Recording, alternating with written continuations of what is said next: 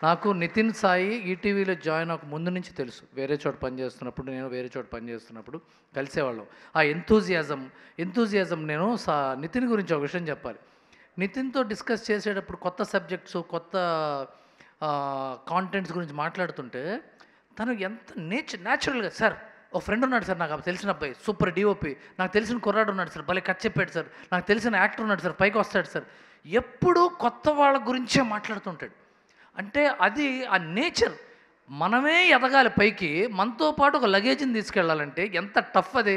ముందు మనమే ఎక్కాలిగా పైకి మెట్లు. మనతో పాటు 10 మందిని తీసుకెళ్తే that is a leadership quality. ఆ లీడర్షిప్ క్వాలిటీ అనేది బై బర్త్ వస్తుంది. అదంతే చాలా. అది నితిన్‌కి ఆ లీడర్షిప్ క్వాలిటీ ఫర్ టాలెంట్ ఉంది.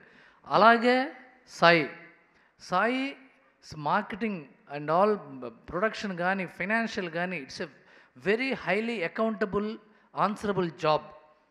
ఏదైనా తేడా వస్తే ఫస్ట్ ఏమయ్యా సాయి నీ వంక చూస్తారుగా. అదృష్టవశాత్తు నీ వంక ఇప్పటిదా చూడలేదు కాదు, నీ టాలెంట్ వశాత్తు చూడలా.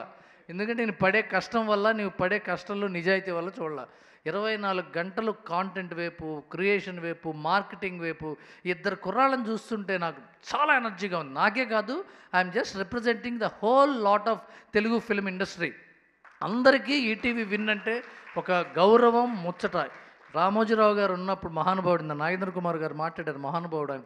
ప్రతిఘటన, మయూరి, పైలా పచ్చీసు, ఎన్ని కుర్రాళ్ళ సినిమాలు తీశారు, కాంటెంట్ఫుల్ ఫిల్మ్ తీశారు, థాట్ఫుల్ మౌనరాగం లాంటి మౌన పోరాటం లాంటి థాట్ఫుల్ ఫిల్మ్స్ తీశారు. అలాంటి ఒక సంస్థ ఈటీవీ లాంటి నిబద్ధత గల channel. I'm again repeating, ETV లాంటి నిబద్ధత గల ఛానల్ చాలా అరుదు.